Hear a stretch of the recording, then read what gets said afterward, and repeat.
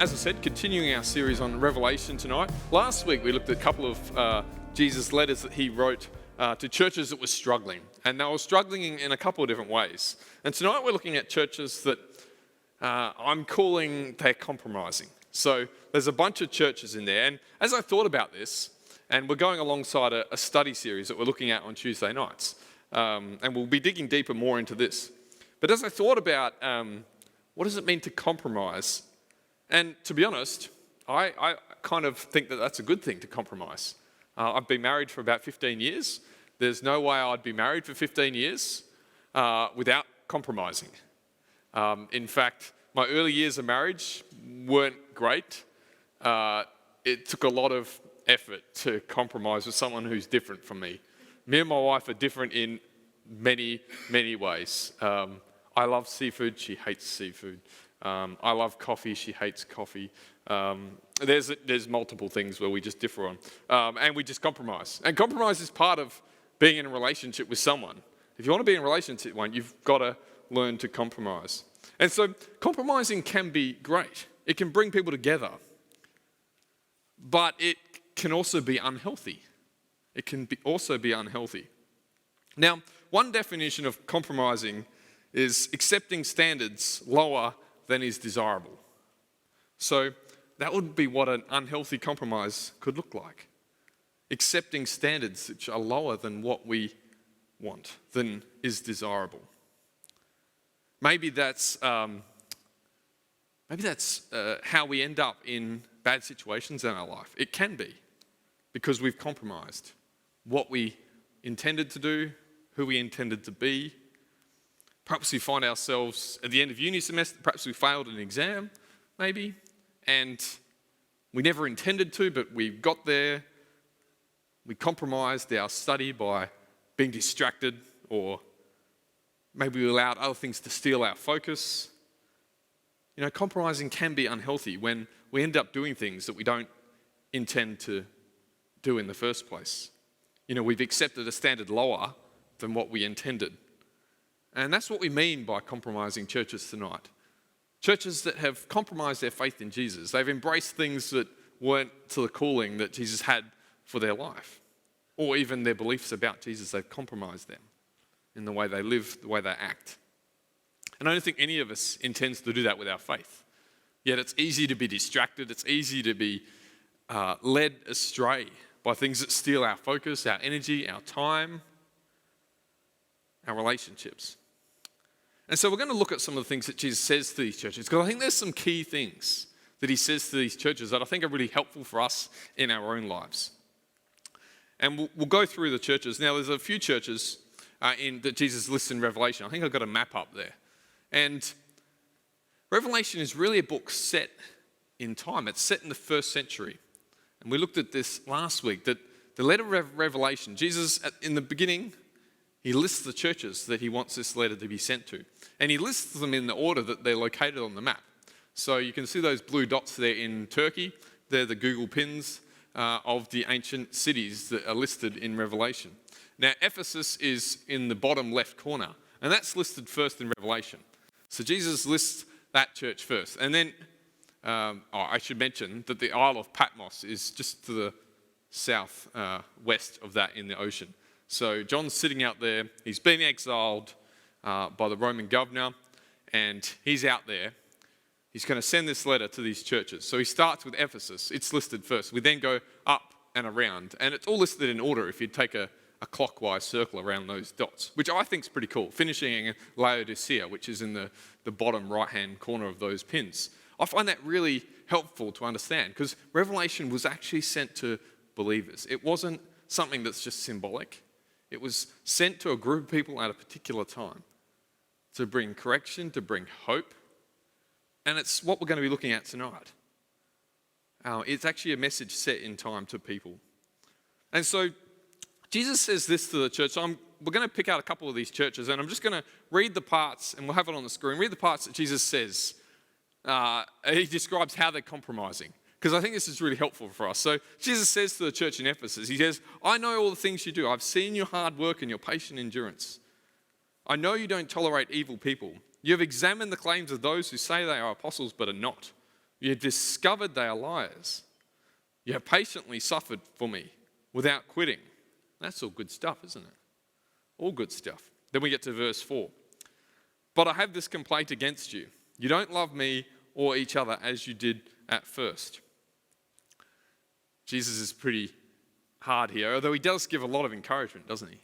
But he's clear on where the church has gone, and where the believers in the church have compromised their faith. It's interesting that they seem to be, theologically, they seem to have a great understanding of the Bible, of what constituted a great teacher and a biblical teacher, but they were missing one really, really important thing. Jesus says that you don't love me or each other as you first did. Now, he's not saying they don't love Jesus or each other at all. He's saying they actually are not loving each other or him as much as they did at first. They'd lost their passion for Jesus.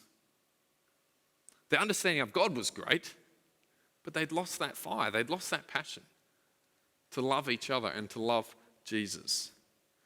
Now, if you've been a Christian for a while, this is something that's easy to fall into, easy to compromise our faith in. Once we know a lot of stuff about Jesus, the challenge is putting that into practice, isn't it? Of actually loving each other to the depth that we know we should. To love Jesus with a passion that we know about him. Now, Jesus makes a similar complaint with the church at Laodicea. You might be familiar with this. I think I've got it on the screen there. Jesus says, I know all the things you do, that you are neither hot nor cold. I wish that you were one or the other. But since you are lukewarm, neither hot nor cold, I will spit you out of my mouth. You say, I am rich. I have everything I want. I don't need a thing.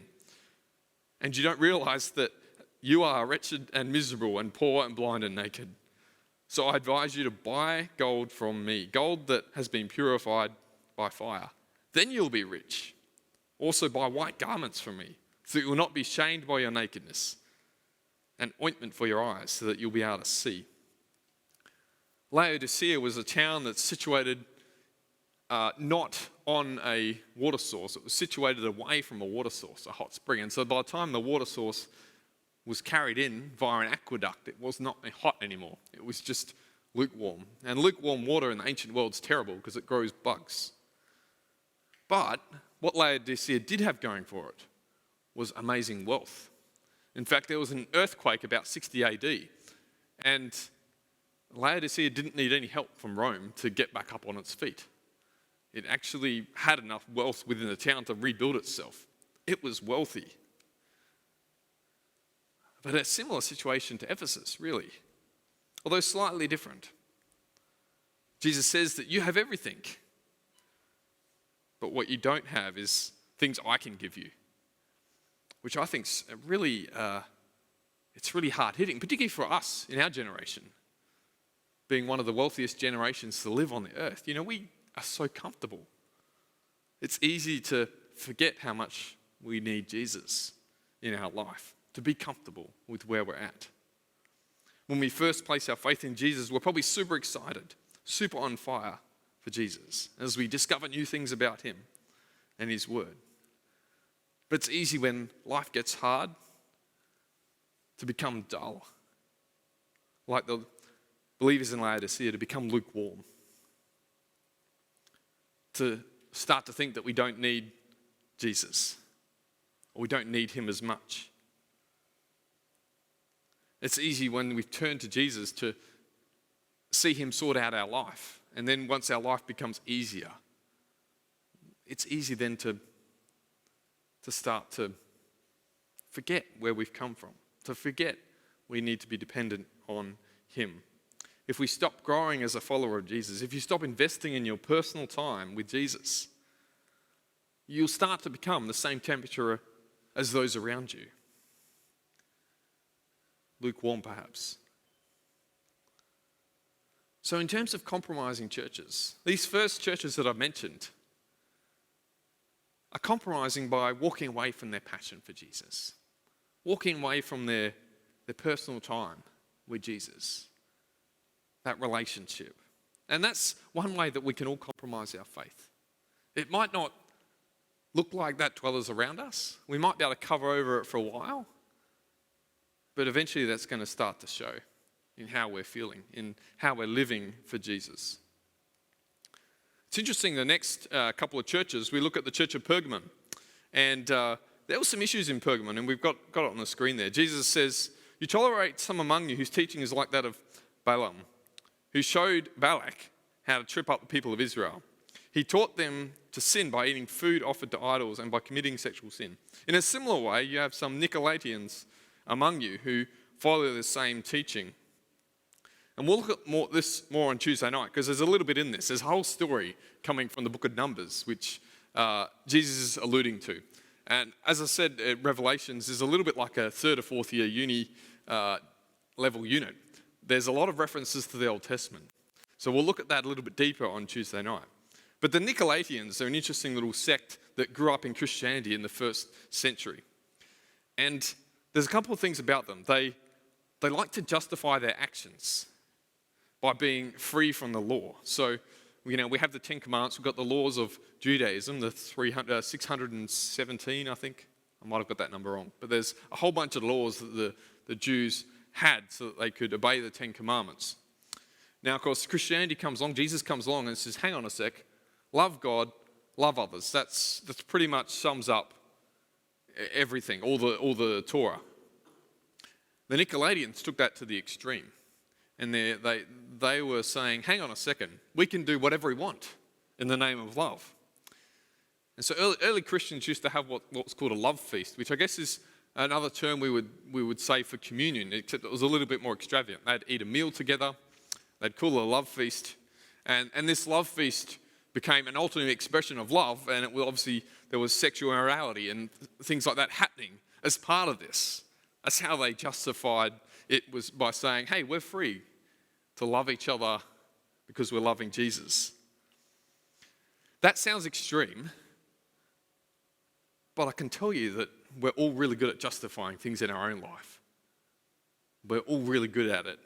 We looked at a series earlier in the year on making better decisions, and we looked at how it's so easy to justify something.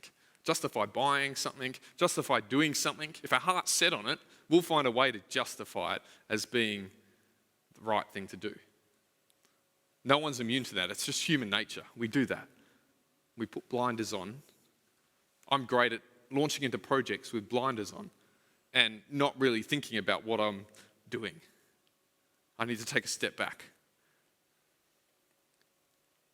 And so we see here that the church in Pergamon was being influenced by these people that were willing to justify just about anything when it came to following Jesus. And so we need to take a step back when we are thinking about things in our life which aren't consistent with Jesus. And how do we justify doing that or treating someone that way? When we have to try and justify our own actions as being right, then I think we need to pause and just hold that for a second. Perhaps talk to someone else, get their opinion, read the Bible, pray. Because it's so easy by ourselves just to justify things in our life which aren't necessarily good for us, aren't necessarily what we're called to by Jesus. It's easy to cover over the desires of our hearts.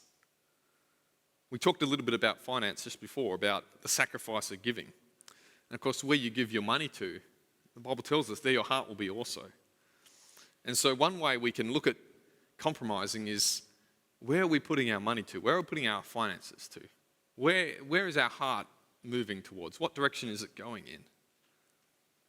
That's an easy way to tell if we're compromising our trust in Jesus or our faith in Jesus.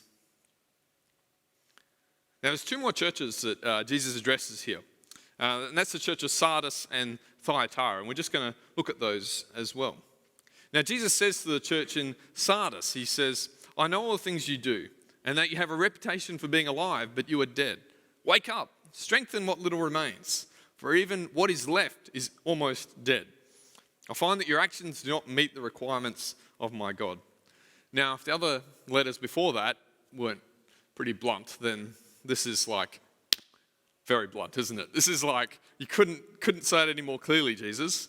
I wonder what was going on for those people, that he had to say to them that you're almost dead in your faith, but you have a reputation for being alive.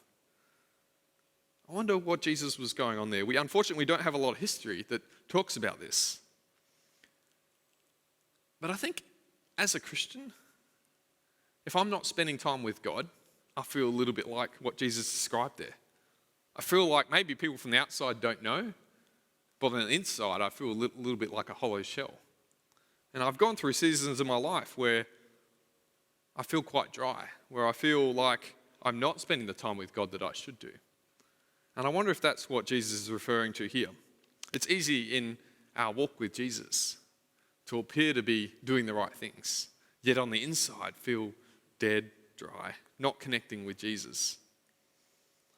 I'm not talking about comparing ourselves with other people, because it's easy to compare ourselves with other people and think, oh, I'm not as good or as spiritual as that person.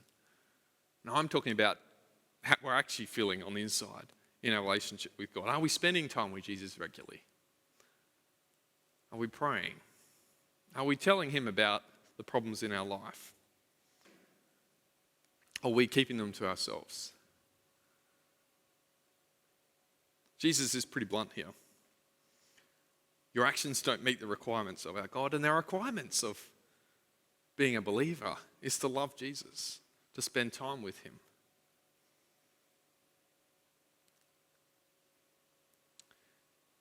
The last church I want to look at tonight is Thyatira. And Jesus gets even more blunt here. It's hard to know what was going on, but in this church it's pretty easy to see. He says to the church in Thyatira, "You are permitting a woman, that Jezebel who calls herself a prophet, to lead my servants astray. She teaches them to commit sexual sin and to eat food offered to idols." Now, that Jezebel is a reference again to an Old Testament story, and we're going to visit that on Tuesday night and get a little bit more of a background behind that. But it's very similar to the Nicolaitans that were described before, permitting practices that weren't of faith into their faith. Now, in the 1st century AD, we talked a little bit about that last week. There was an emperor cult in Rome, the nation of Rome, and so people were worshipping the emperor as God, as one of the gods in the Roman pantheon of gods. They had temples wholly devoted to worshipping the emperor. And often that worship, not like we would think of worship, but it involved prostitutes, it involved all sorts of things that were disgusting to Jesus. And some of these practices were actually seeping into the church. Now that sounds pretty extreme, and I don't think that's ever happened in a church that I know of. But we live on 2,000 years of experience from these guys. This is 1st century Christians. They're learning as they go. They're discovering how to follow Jesus. And we look back at that and think, wow, what on earth were they thinking? How on earth did they think that was something that they could do in the church? But we don't live in 1st century Rome. We don't live in that culture. I wonder how our culture's affected us as a church. I wonder how our culture has affected you as a believer. I wonder what things you've picked up in your faith from our culture. I know there's some huge challenges in our culture. The challenge of shallowness. I think that's driven mainly by social media, in how we consume information, in small bite-sized memes or in small bite-sized chunks of text. That is something new that this generation faced that previous generations have not faced. And that's easy to creep into our faith and how we interact with Jesus. That's just one example. I'm sure there's something that you could think of as well that perhaps is a challenge to your faith from our culture. I was thinking a little bit about this week, and I was driving along down Tonkin Highway, and I travel that road fairly regularly, and they've got some roadworks down there now, which is a little bit of a interruption. And I was driving along, and I bought a new car a couple of years ago. So it's the first car I've bought, and that's pretty exciting. It comes with radar cruise control. So what that means is you can set the cruise control and it will maintain a safe distance from the car in front of you. So if I'm driving along Tonkin at 100 k's an hour, set it at 100, and it will maintain a couple of 100 metres or 100 metres or however distance you want it to set between the car in front of you and you. So if the car in front slows down, it knows it will just slow down, which is fantastic in wet weather like today, because it can see through rain way better than I can. And it does a great job of maintaining a distance. So I'm driving along, he gets to the roadworks, and I forget to change my cruise control. So it's still set at 100, but the car in front slows down to 80, which is great, as it should do. My car slows down to 80, and after a minute or two, I realised, hang on a second, I haven't set my cruise control to 80, so I'm still going through this section. The car's still wanting to get to 100, but it's being held in place by this car in front. Now, the reason I share that is because it dawned on me, it's much the same in our Christian life. If we set our spiritual temperature on the person next to you or the friend next to you,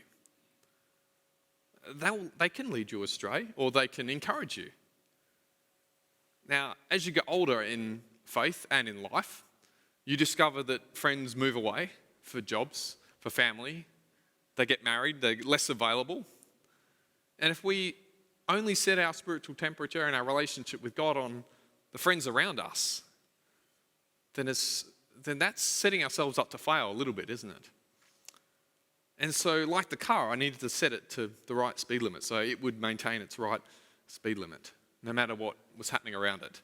And I think that's a little bit like our faith. Compromising doesn't just happen one step at a time. It starts with basing our faith not on our own personal relationship with God, but on other things around us, whether it's our culture, whether it's friends, family.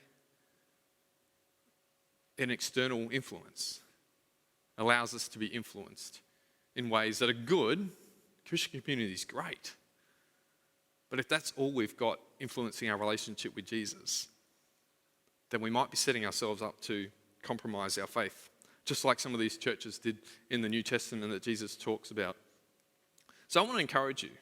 We're going to spend a couple of moments just in reflection tonight, thinking about our own journey with Jesus, thinking about your own faith in Jesus. Jamin's going to come and play a little bit of music for us, and we're just going to spend a moment in reflecting on our own faith, our own journey. Are we as passionate about Jesus as we were when we first believed? Have we lost our fire for Jesus? Are we spending time with Jesus? Is our spiritual temperature based on our own relationship with Jesus, or are we just living from Sunday to Sunday or from friend to friend, consuming faith in that way? Have we embraced things of our culture which are unhealthy for us in our spiritual walk? So we're going to spend a few moments.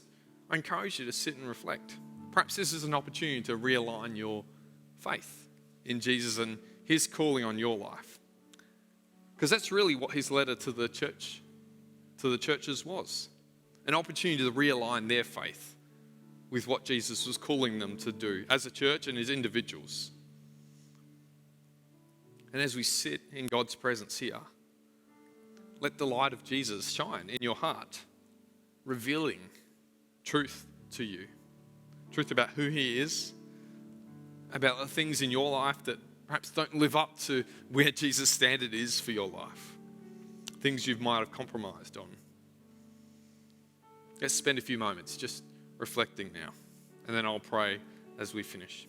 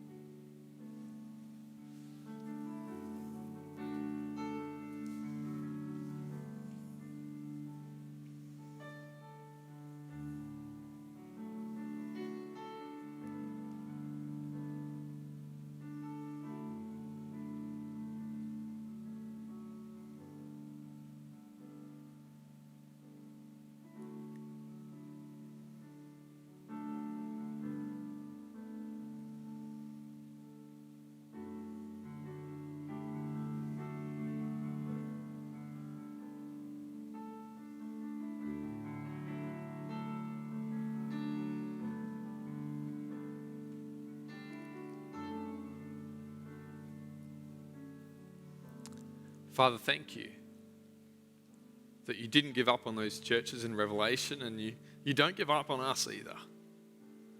We thank you that when we take one step towards you, you take 10 steps towards us. Thank you that you are here by your Spirit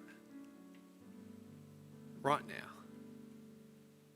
And you want to continue leading us and guiding us. Thank you that you trust each and every one of us that would place our faith in you. You trust us to be your witnesses in the world around us. Help us to be your light. Help us not to be lukewarm, but help us to be on fire for you. That our spiritual temperature will come from you and your love for us, your saving grace for us. Help us to be able to share that with our friends, our families. Show us where we need to realign ourselves with you. We thank you for the opportunity of being here tonight. Thank you for your letter to the churches, for your encouragement and your challenge to them, and your encouragement and challenge to us tonight. We pray this in your name. Amen.